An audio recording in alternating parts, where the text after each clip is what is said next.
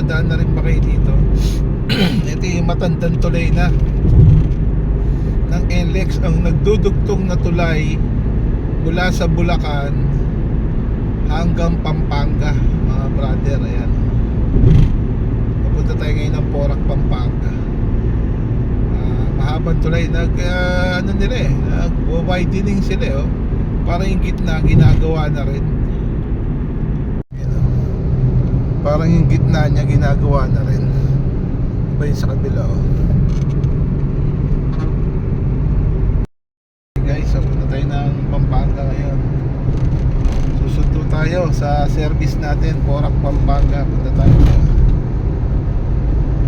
dito tayo sa may tulay na nagdudugtong ng